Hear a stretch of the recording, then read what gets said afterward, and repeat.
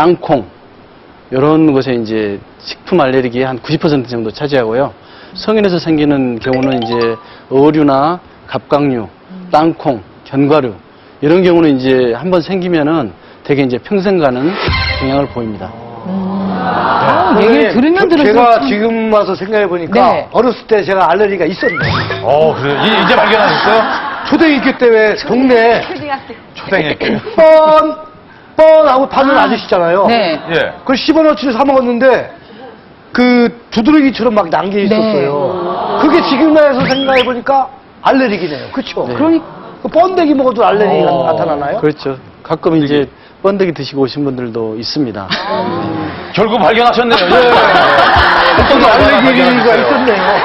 근데 이제 그 말씀과 관련해서 예전에 생각해보면은 어떤 음식을 먹고 식중독에 걸리면 그 다음에는 그 음식만 보면 반응하는 경우가 사실 있거든요. 이것도 일종의 알레르기라고 말할 수 있는 건가요? 이제 알레르기가 이제 생겼다가 없어지는 경우도 있고 또 없다가 이제 생기는 경우도 있는데요. 네. 말씀드린 대로 그 면역 글로불린 E의 양이 많을수록 증상이 심해지고 이제 적어지면은 증상이 감소되게 되는데 예를 들면 현재 이제 알레르기 증상이 없고 알레르기 질환이 없다고 그래서 평생 동안 앞으로 알레르기 증상이나 알레르기 질환이 없으리라는 보장은 없는 것이죠. 음식물 중에도 이제 어떤 음식을 먹으면 알레르기 생기고 또 다른 음식도 역시 마찬가지로 생기는 네. 경우가 있는데 이런 경우는 이제 교차 반응이라고 하는데요. 대개 이제 면역 글로불린하고 이런 항원이 결합을 해서 알레르기 반응을 일으키게 하는데 이런 항원하고 결합하는 부위가 이제 에피토프라고 합니다. 근데 그런 에피톱의 어떤 유사성 때문에 보시는 것처럼 교차 반응이 있어가지고 예를 들면 새우에 문제가 있었던 사람은 게나 바닷가재 이런 걸 이제 드실 때 상당히 조심하셔야 되는 거죠. 이렇게 관계가 좀 있는 식품이 있을 경우엔 우유에 그러면 내가 산양젓도 조심해야지 이렇게 생각할 수 있는데 식품 간의 거리가 멀면 우리가 생각하기가 어렵잖아요. 그렇죠. 그런 경우도 있대요. 그래서 지금부터는 저희가 KBS의 그 기술력을 총동원해서 오늘 돌림판을 만들어봤습니다. 저희가 그 기술력은 어떻게 이루어지는 건지 잠시 후에 소개를 해드릴 거고요. 예, 예. 첫 번째 문제는요. 꽃가루. 꽃가루 알레르기 대단하잖아요. 그렇죠. 꽃가루 알레르기 많은 분들이. 그렇죠. 또 봄 이거- 되면은 꽃가루 중에서도 우리나라 꽃가루 주요 원인이 자작나무 꽃가루, 그다음에 돼지풀. 이 있다고 합니다. 이 교차 반응을 일으키는 식품은 과연 무엇일지를 맞춰보는 그래요. 건데 근데 꽃가루하고 멀다. 햄버거, 봐보세요. 키위, 지금 사과, 배, 땅콩, 달걀. 근데 사과하고 배에는 꽃이 피잖아요. 네.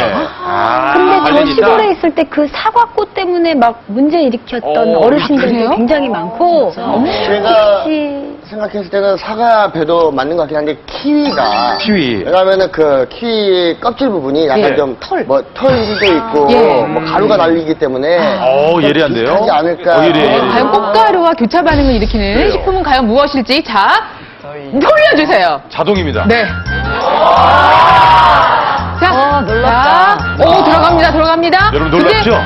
속도가 좀 일률적이지 않고 규칙적이지 않아요. 네, 왜 이런가요? 네. 자, 그만. 어디에 맞출지 한번 보겠습니다. 말도 좋네. 사과와 배. 어머. 딱 맞아, 사과. 박태규 씨가 아까 맞췄는데요. 꽃가루와 사과배는 연결이 사실 안 되는데. 그래요. 봄철 꽃가루 중에 대표적인 것이 이제 오리나무, 자작나무 같은 거, 가을철은 이제 쑥, 돼지풀 이런 꽃가루가 있습니다. 그래서 뭐 알레르기 결막염이나 알레르기 비염, 천식 이런 질환을 일으키게 되고요.